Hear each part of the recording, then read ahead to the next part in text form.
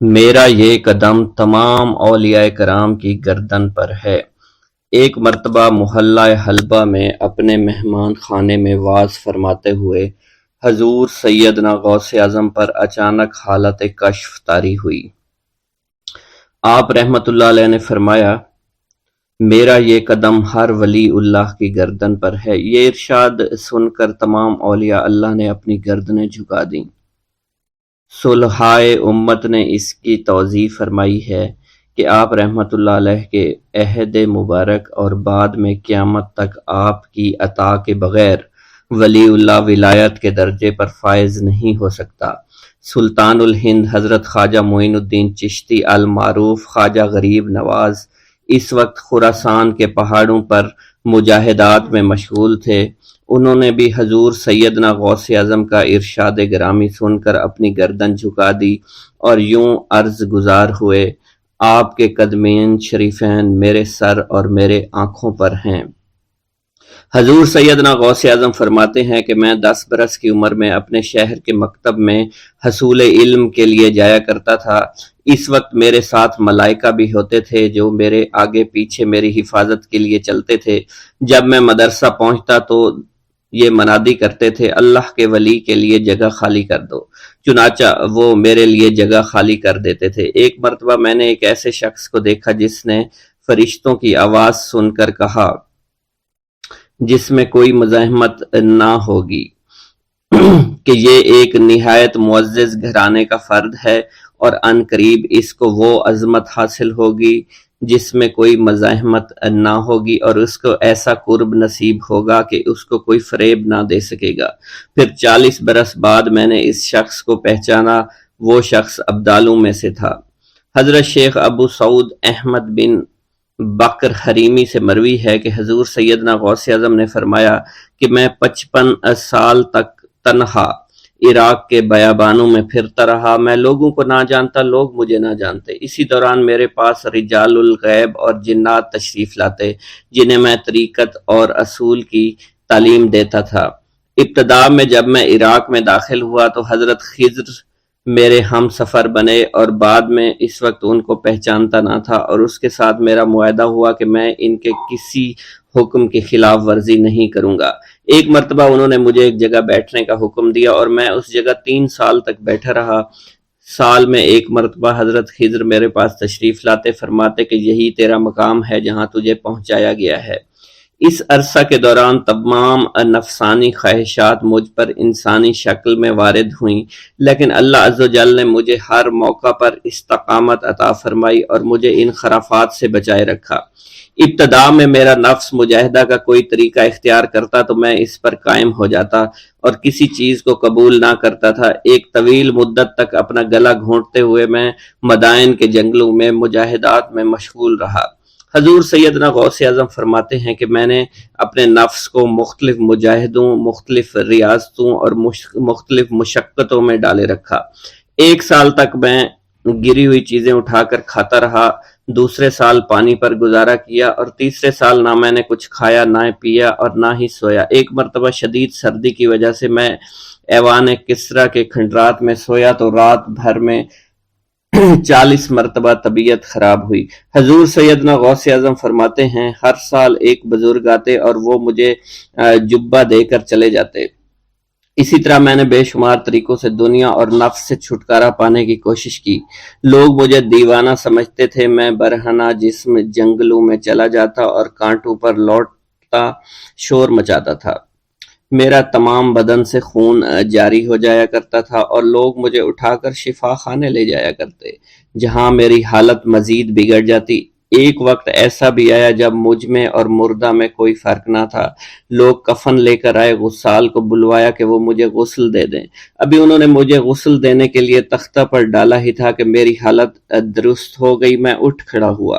طریقت کی ان پرخطر راہوں میں نہ تو میں کبھی خوف زدہ ہوا اور نہ کبھی میرا نفس مجھ پر غلبہ پا سکا، اور نہ ہی دنیا کی آرائش مجھے حیران کر سکی۔ حضور سیدنا غوث اعظم فرماتے ہیں، شیطان نے میرے گرد بے شمار جال بچھائے۔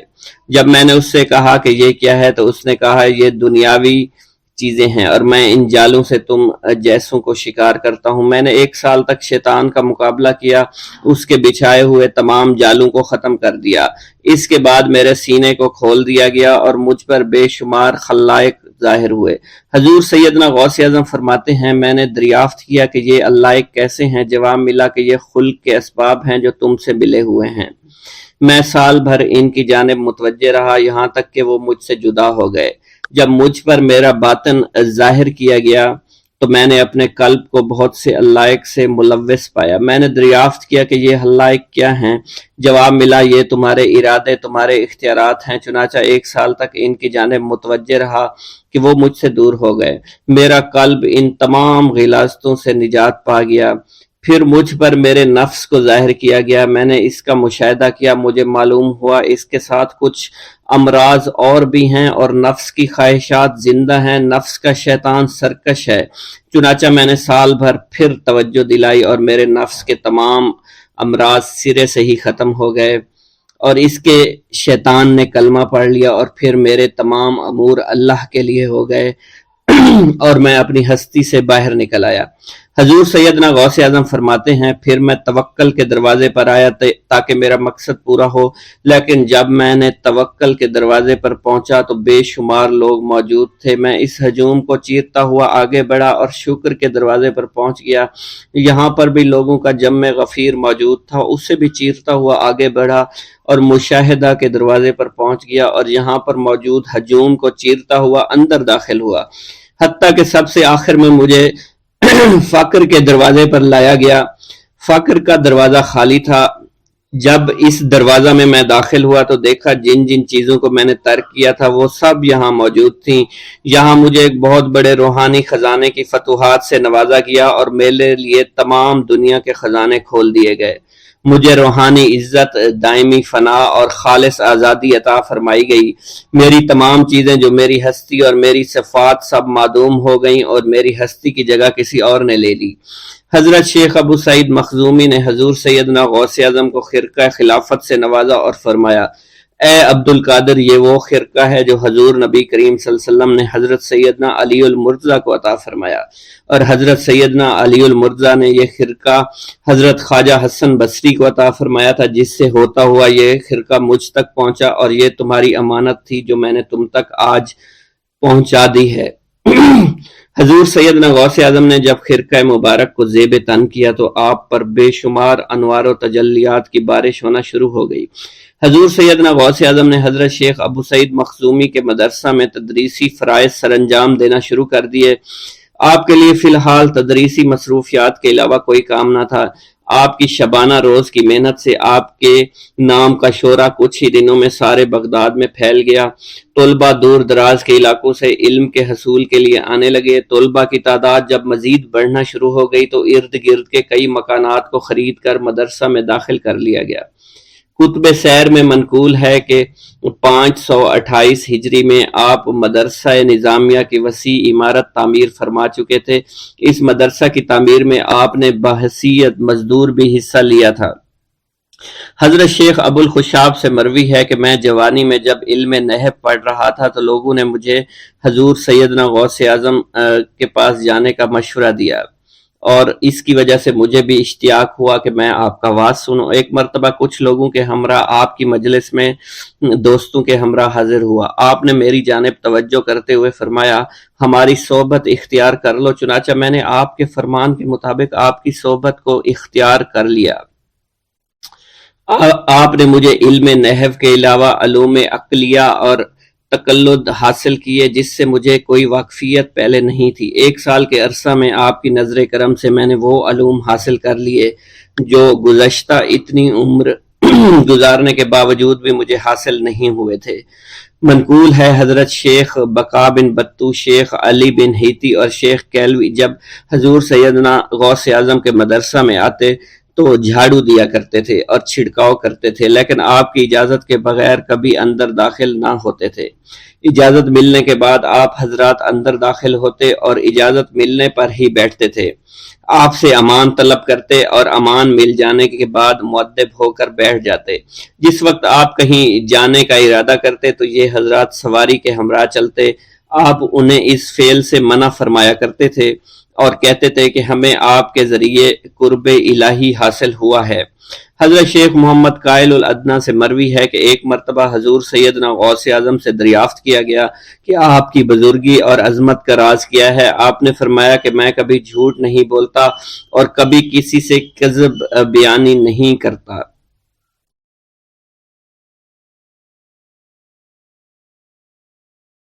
بسم اللہ الرحمن الرحیم۔ السلام علیکم۔ حضور سیدنا غوث اعظم فرماتے ہیں، میں 10 برس کی عمر میں اپنے شہر کے مکتب میں حصول علم کے لیے جایا کرتا تھا۔ اس وقت میرے ساتھ ملائکہ بھی ہوتے تھے جو میرے آگے پیچھے میری حفاظت کی غرض سے چلتے تھے۔ جب میں مدرسہ پہنچتا تھا تو وہ بار بار منادی کرتے تھے، اللہ کے ولی کے لیے جگہ خالی کر دو۔ چنانچہ وہ میرے لیے جگہ خالی کر دیتے تھے۔ ایک مرتبہ میں نے ایک ایسے شخص کو دیکھا جس نے فرشتوں کی آواز سن کر کہا کہ یہ نہایت معزز گھرانے کا فرد ہے اور عن قریب اس کو وہ عظمت اور بزرگی حاصل ہوگی جس میں کوئی مزاحمت نہ ہوگی۔ اس کو ایسا قرب نصیب ہوگا کہ اس کو کوئی فریب نہ دے سکے گا۔ پھر 40 برس بعد میں نے اس شخص کو پہچانا، وہ شخص ابدالوں میں سے تھا۔ حضرت شیخ ابو سعود احمد بن ابی بکر سے مروی ہے، حضور سیدنا غوث اعظم نے فرمایا، میں 25 سال تک تنہا عراق کے بیابانوں میں پھرتا رہا۔ میں لوگوں کو نہ جانتا تھا، لوگ مجھے نہیں جانتے تھے۔ اسی دوران میرے پاس رجال الغیب اور جنات تشریف لائے جنہیں میں طریقت اور رسول اللہ کی تعلیم دیا کرتا تھا۔ ابتدا میں جب میں عراق میں داخل ہوا تو حضرت خضر میرے ہم سفر تھے اور میں انہیں اس وقت سے پہچانتا نہیں تھا۔ ان کے ساتھ میرا معاہدہ ہوا کہ میں ان کے کسی حکم کی خلاف ورزی نہیں کروں گا۔ ایک مرتبہ انہوں نے مجھے ایک جگہ بیٹھنے کا حکم دیا، میں اسی جگہ 3 سال بیٹھا رہا۔ سال میں ایک مرتبہ حضرت خضر میرے پاس تشریف لاتے اور فرماتے، یہی تیرا مقام ہے جہاں تجھے پہنچایا گیا ہے۔ اس عرصہ کے دوران تمام نفسانی خواہشات مجھ پر انسانی شکل میں وارد ہوئیں، لیکن اللہ نے مجھے ہر موقع پر استقامت عطا فرمائی اور مجھے ان خرافات سے بچائے رکھا۔ ابتدا میں میرا نفس مجاہدہ کا کوئی طریقہ اختیار کرتا تو میں اس پر قائم ہو جایا کرتا تھا اور کسی چیز کو قبول نہیں کرتا تھا۔ ایک طویل مدت تک اپنا گلا گھونٹتے ہوئے میں نے مدائن کے جنگلوں میں مجاہدات میں مشغول رہا۔ حضور سیدنا غوث اعظم فرماتے ہیں، میں نے اپنے نفس کو مختلف مجاہدوں اور ریاستوں اور مشقتوں میں ڈالے رکھا۔ 1 سال تک میں گری ہوئی چیزیں اٹھا کر کھاتا رہا، اسی دوسرے سال میں صرف پانی پر گزارا کرتا رہا اور تیسرے سال میں نے کچھ نہ کھایا اور نہ پیا نہ ہی سویا۔ ایک مرتبہ شدید سردی کی وجہ سے میں ایوان کسریٰ کے کھنڈرات میں سویا تو رات بھر میں 40 مرتبہ احتلام ہوا۔ میں نے ہر مرتبہ دریائے دجلہ پر جا کر غسل فرمایا، پھر نیند کے خوف سے محل کے اوپر ایک ویران جگہ پر چڑھ گیا اور وہاں 2 سال تک قیام کیا، حتیٰ کہ سردی کے سوا کوئی شے کھانے کو میسر نہیں تھی۔ حضور سیدنا غوث اعظم فرماتے ہیں، ہر سال ایک بزرگ آتے اور وہ مجھے اونی جبہ دے کر چلے جاتے۔ اسی طرح میں نے بے شمار طریقوں سے دنیا اور نفس سے چھٹکارا حاصل کرنے کی کوشش کی۔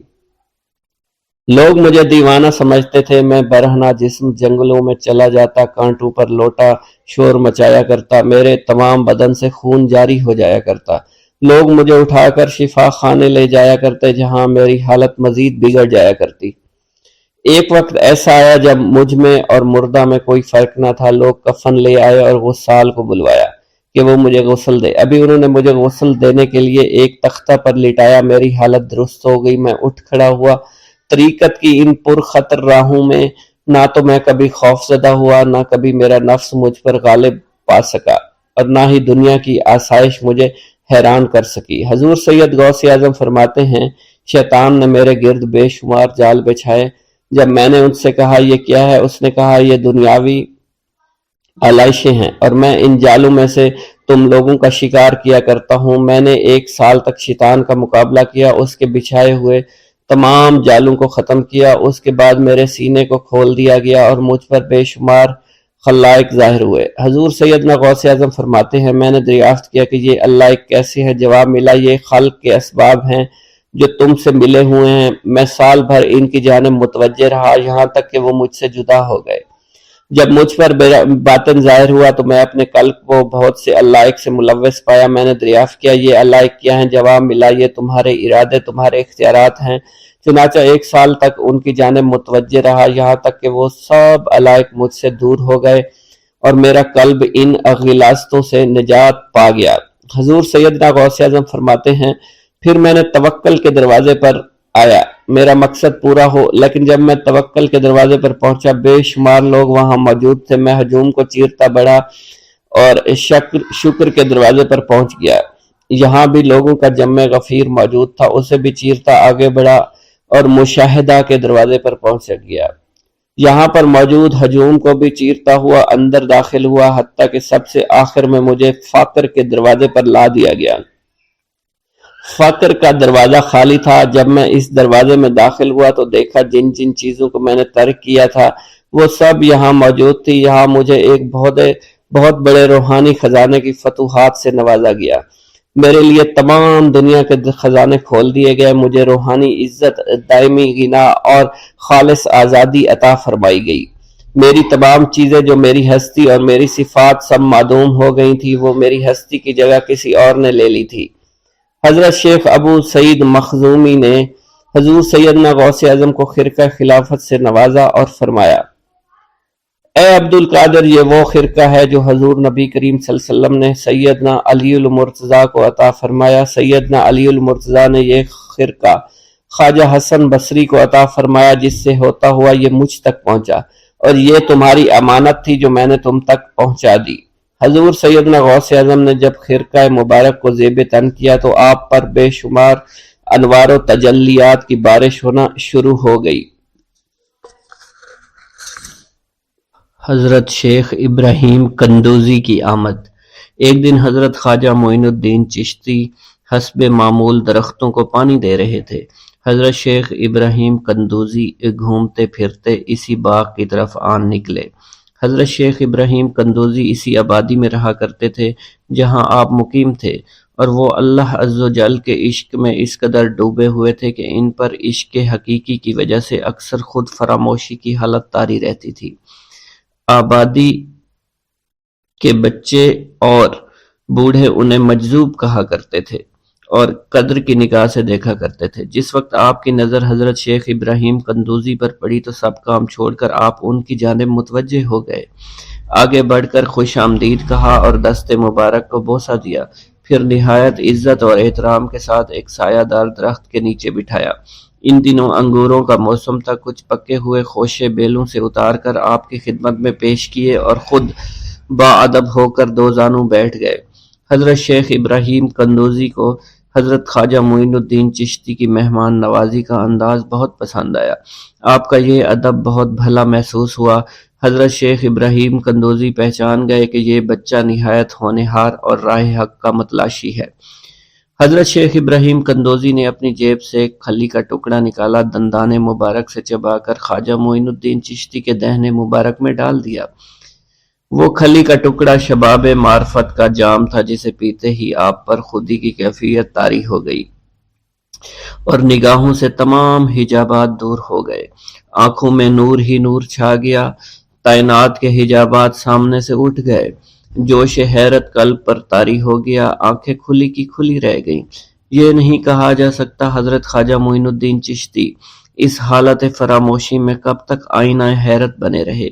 جب آپ کو ہوش آیا تو ساقی جام معرفت محفل سے اٹھ چکا تھا، دل قابو سے باہر ہو گیا، طبیعت پر جبر کر کے دامن صبر قرار تھام کر کے بیٹھ گئے۔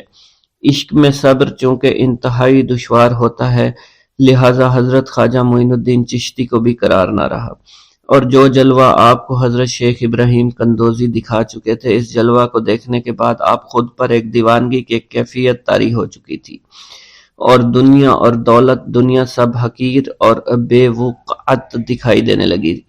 آپ کے قلب میں عشق خداوندی جوش مارنے لگا اور قلب تمام دنیاوی آلائشوں سے پاک ہو گیا اور دنیا سے بے پرواہ ہو چکا تھا۔ جیسے جیسے وقت گزرتا گیا، حضرت خواجہ معین الدین چشتی کی دیوانگی اور وارفتگی بڑھتی چلی گئی۔ آپ نے حضرت شیخ ابراہیم قندوزی کے ہاتھوں جام معرفت پینے کے تیسرے دن ہی اپنی تمام املاک فروخت کر کے اس رقم کو راہ خدا میں خرچ کر دیا اور خود معمولی ساز راہ لیا اور اپنے وطن اور اپنے عزیز و اقارب اور رفقا کی محبت کو خیر باد کہہ کر چل دیے۔ محبوب حقیقی کے سچے عاشقوں کا یہ دستور رہا ہے کہ وہ قرب یار پانے کے لیے سب سے پہلے علوم ظاہری کا زینہ طے کیا کرتے ہیں، پھر عمل کی دشوار گزار منزلوں کو طے کر کے علوم باطنی سیکھتے ہیں، تب کہیں جا کر انہیں جلوہ محبوب دکھائی دیتا ہے۔ خواجہ معین الدین چشتی نے بھی اپنے مطلوب تک رسائی کے لیے یہی راستہ اختیار کیا۔ اس زمانہ میں ترکستان کی سرحد پر واقع سمرقند اور بخارا کے عظیم الشان دارالعلوم عالمگیر شہرت رکھتے تھے۔ مشرق و مغرب کے ہزاروں طلبہ ہر سال علم کی دولت سے مالا مال ہونے کے لیے ان دارالعلوم کا رخ کیا کرتے تھے۔ حضرت خواجہ معین الدین چشتی نے تحصیل علوم و فنون کے لیے سمرقند بخارا کا انتخاب کیا۔ بخارا پہنچ کر آپ علم حاصل کرنے میں مشغول ہو چکے تھے، اگرچہ حضرت خواجہ معین الدین چشتی کی صغیر سنی کی تعلیم کے متعلق کسی سوانح نگار نے قلم کو جنبش نہیں دی کہ والدین نے آپ کو گھر میں ابتدائی تعلیم دی تھی، مگر سادات خراسان کے مقتدر خاندانوں سے تعلق اور عارف و کامل صاحب فضل و باپ کی گود میں پرورش پانے والے حضرت خواجہ معین الدین چشتی بھلا کیوں کر ان پڑھ رہ سکتے تھے۔ حالات و واقعات کے سیاق و سباق میں غور کرنے سے معلوم ہوتا ہے کہ آپ نے اگرچہ زیادہ تعلیم تو نہیں، کم از کم قرآن مجید کی تعلیم اور علوم مروجہ کی ابتدائی کتابیں ضرور پڑھی ہوں گی، اور یہ بات بھی بعد از قیاس نہیں کہ قرآن مجید کے کچھ سپارے بھی حفظ کیے ہوں۔ بہرحال بخارا پہنچنے سے پہلے آپ نوشت خواندند سے واقف ضرور تھے۔ حضرت خواجہ معین الدین چشتی بخارا کے تمام علماء فضلاء کے حلقہ درس میں شریک ہوئے۔ تذکروں اور سوانح عمری کے مطالعہ سے یہ پتہ نہیں چلتا ہے کہ آپ نے کن کن اساتذہ کے سامنے زانوئے تلمند طے کیا، مگر آپ کے اساتذہ میں حضرت مولانا حسام الدین بخاری خصوصیت کے ساتھ قابل ذکر ہیں، جنہوں نے آپ کو دستار فضیلت عطا فرمائی۔ حضرت مولانا حسام الدین بخاری کی دستگاہ سے آپ نے علوم ظاہری کی تکمیل فرمائی۔ 23 سے 24 برس کی عمر میں علوم ظاہری کی تکمیل کے بعد صفائی قلب اور تزکیہ نفس کا ضروری سامان حضرت خواجہ معین الدین چشتی کو باہم پہنچ گیا تھا، مگر قلب جس تسکین کا متلاشی تھا وہ نصیب نہ ہوئی، اور جس محبوب کو جی بھر کر دیکھنے کی آرزویں دل میں چوٹکیاں لے رہی تھی اس تک ابھی رسائی نہیں ہوئی تھی۔ عشق اور مشک چھپائے نہیں چھپتا، عشق کی آگ حضرت خواجہ معین الدین چشتی کے تن اور من کو جلا رہی تھی۔ تعلیم کی ہوا نے اس آگ کے شعلوں کو اور بھی تیز کر دیا، محبت کا ذوق بڑھ رہا تھا، عشق کے جذبات بھڑک رہے تھے۔ بالآخر جب بے قراری جنون کی حد کو پہنچی، آپ جانب عراق روانہ ہوئے۔ قصبہ سبحان پہنچ کر حضرت شیخ نجم الدین کبرا سے ملاقات ہوئی اور 15 دن آپ نے حضرت شیخ نجم الدین کبرا کے ہاں قیام فرمایا۔ سنجان سے روانہ ہو کر حضرت خواجہ معین الدین چشتی بغداد شریف روانہ ہو گئے۔ ان دنوں حضور سیدنا غوث اعظم قصبہ جبل میں تشریف فرما تھے۔ یہ قصبہ کوہ جودی کے دامن میں آباد تھا، جہاں طوفان نوح کے وقت حضرت نوح کی کشتی آ کر رکی تھی۔ آپ حضور سیدنا غوث اعظم کی صحبت اور زیارت سے مشرف ہوئے۔ اس وقت آپ کی ابتدائی حالت تھی۔ حضور سیدنا غوث اعظم نے آپ کے حق میں دعائے خیر فرمائی۔ اس وقت آپ کی ابتدائی حالت تھی۔ حضور سیدنا غوث اعظم نے آپ کے حق میں دعا فرمائی۔ انہوں نے بشارت دی کہ آپ مقتدائے روزگار ہوں گے، خلق اللہ آپ سے فیض یاب ہو گئی۔ آپ نے حضور سیدنا غوث اعظم کے پاس کچھ عرصہ قیام کیا اور واپس تشریف لے گئے۔ بسم اللہ الرحمن الرحیم۔ ناظرین گرامی، روایت میں آتا ہے کہ قطب الاقطاب حضرت شیخ عبد القادر جیلانی الحسنی والحسینی الجیلانی، حضرت غوث اعظم شیخ عبد القادر جیلانی رحمۃ اللہ علیہ جب نماز ادا کرتے تو بہت زار و قطار رویا کرتے، یعنی گریہ زاری کیا کرتے تھے۔ روتے روتے آپ کی ہچکی بن جایا کرتی تھی۔ جب آپ رحمت اللہ علیہ مسجد میں اپنے مریدین اور شاگردوں کے ساتھ باجماعت نماز پڑھتے، اللہ پاک کی محبت اور عشق میں اتنے ڈوب کر عبادت کرتے کہ ان کے شاگرد آپ کی رقت آمیزی کو دیکھ کر، یعنی رونے کے انداز کو دیکھتے اور کہتے اگر اصل نماز دیکھنی ہے تو غوث پاک کی نماز کو دیکھا جائے۔ تو ایک بار کا ذکر ہے کہ آپ رحمت اللہ علیہ عراق کی مسجد میں سے باجماعت نماز پڑھ کر باہر نکلے۔ آپ کے مریدین بھی آپ کے ساتھ تھے۔ آپ نے دیکھا کہ اسی محلے میں کچھ بچے اخروٹ کے ساتھ کھیل رہے ہیں۔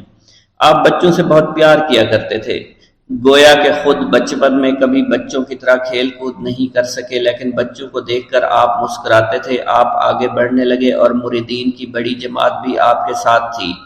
ابھی آپ زیادہ دور نہیں گئے تھے کہ ان بچوں نے ایک دوسرے کے کان میں کچھ بولنا شروع کر دیا اور اشارے میں باتیں کرنے لگے کہ کیا خیال ہے کہ جو بابا جی سب سے نمایاں ہیں، نورانی چمکتے ہوئے چہرے والے ہیں، سب سے آگے چل رہے ہیں، ان کو بولا جائے جو فرمائش ہمیں کرنی ہے ان سے کر دیں، کیا یہ ہمیں ڈانٹیں گے تو نہیں؟ تو کچھ سمجھدار بچے ہم زبان ہوئے اور کہا نہیں نہیں، یہ جو بابا ہے نا بہت اچھے ہیں، ان سے جو کچھ کہو گے انہوں نے وہ ہماری بات پوری کرنی ہے، ہم ان سے ایک میٹھی اور لذیذ چیز آج منگواتے ہیں۔ تو ان میں سے ایک بچہ جو سب سے بڑا تھا پاس آیا اور کہا بابا میری بات سنیں۔ آپ نے بہت پیار اور شفقت سے اس کے سر پر ہاتھ رکھا اور کہا بیٹا کہو۔ اس نے کہا کہ میرا دل کر رہا ہے کہ میں آپ سے کچھ مانگوں۔ آپ نے فرمایا کہ کہو بیٹا کیا چاہتے ہو؟ وہ کہنے لگا کہ مجھے آپ اس فلاں جلیبی والے سے جلیبی لا کر دے سکتے ہیں، میرا کھانے کا بہت دل کر رہا ہے۔ میں چلا جاتا لیکن بابا میری باری آنے والی ہے، جب تک میں جلیبی لے کر وہاں آؤں گا میری باری چلی جائے گی۔ آپ رحمت اللہ علیہ کے وہاں کے مشہور بزرگ بڑے سردار لوگ ہیں، آپ کے خادمین آپ کے نوکر بننے کے لیے جان کی بازی لگانے کو تیار رہتے ہیں۔ ادھر وہ بچے آپ کے رتبے کو بھی دیکھ رہے تھے اور یہ بھی دیکھ رہے تھے کہ آپ کون سی شخصیت ہے، لیکن پھر بھی اتنے سارے لوگوں کو چھوڑ کر آپ سے وہ بچہ کہتا ہے کہ بابا مجھے جلیبی لا کر دے دیں۔ بابا جی نے کہا کہ ٹھیک ہے میں لا کر دے دیتا ہوں۔ آپ کا ایک مرید آپ کے پاس آیا اور کہا حضرت آپ کیوں اس بات پر توجہ دے رہے ہیں؟ آپ اس بچے کی فرمائش پر جلیبی لا رہے ہیں۔ حضرت آپ پر میری جان قربان ہو، میں اس بچے کو جلیبی لا کر دے دیتا ہوں۔ آپ رحمت اللہ علیہ نے اسے اپنے ہاتھ کے اشارے سے منع فرمایا اور کہا اس نے مجھ سے کہا ہے نا تو میں ہی اس کی خواہش کو پورا کروں گا۔ پھر آپ رحمت اللہ علیہ اس جلیبی والے کے پاس تشریف لے گئے اور جلیبی والا کچھ دیر پہلے اداس بیٹھا ہوا تھا۔ آپ رحمت اللہ علیہ اس کی دکان میں تشریف لے گئے تو وہ خوشی خوشی سے جھومنے لگا۔ آپ رحمت اللہ علیہ نے اس جلیبی والے سے جلیبی لی، اس نے خوشی خوشی آپ رحمت اللہ علیہ کے ہاتھوں میں جلیبی تھما دی۔ وہ آدمی لگ بھگ 70 سال کا تھا، اس بڑھاپے میں بھی وہ کام کرنے پر مجبور تھا۔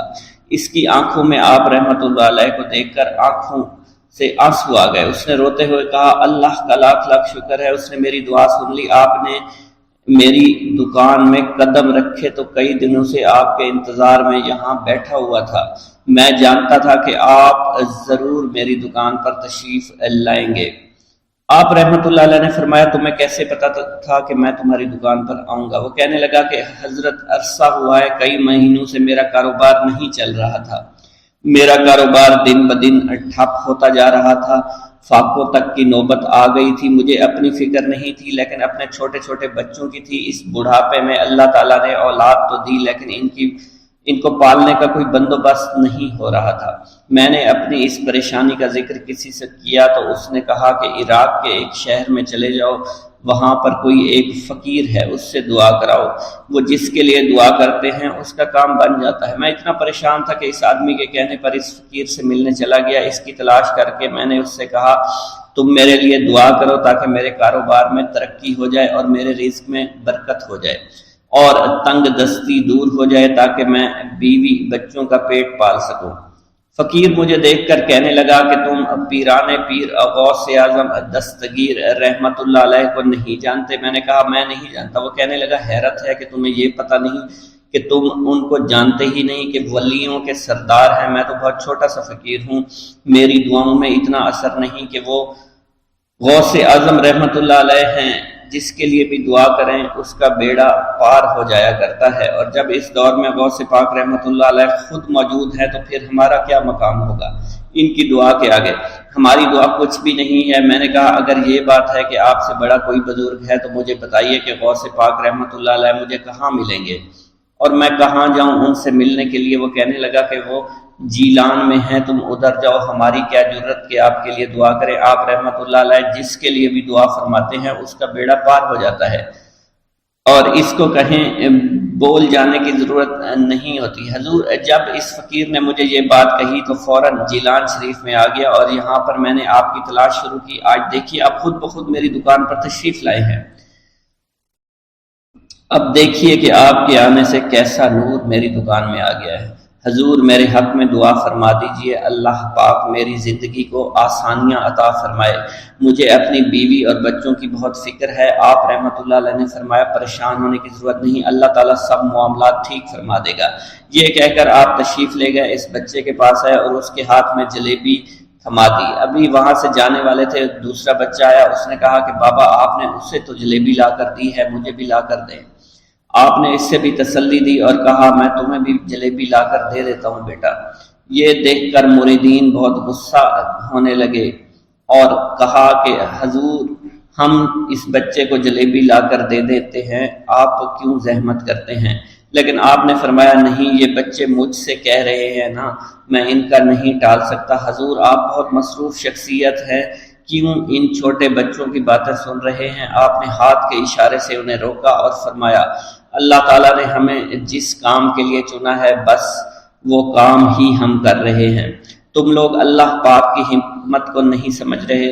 پھر آپ جتنی بار وہ بچے آپ کو بھیجتے رہے، آپ رحمۃ اللہ علیہ ان کے لیے جلیبیاں لاتے رہے، حتیٰ کہ آخری بچے کو بھی آپ نے جلیبی لا کر دے دی اور وہ مزے سے کھانے لگے۔ جلیبی کھانے کے بعد وہ آپ کو دعائیں کرنے لگے اور کہا آپ بہت اچھے انسان ہیں، جیسا کہ آپ کے بارے میں ہم نے سنا تھا آپ ویسے ہی ہیں، آپ اخلاق کے بہت عمدہ ہیں، آپ کی سخاوت کے بارے میں ہم نے جتنا سن رکھا تھا آپ اتنے ہی سخی ہیں، ہم آپ سے بہت خوش ہوئے۔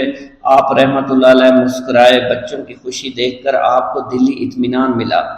اب ایک اور نماز کا وقت ہو رہا تھا، آپ نے مریدین سے کہا کہ چلو نماز پڑھنے کے لیے مسجد میں چلتے ہیں۔ وہ سب مل کر مسجد میں چلے گئے اور اللہ کی عبادت میں مصروف ہو گئے۔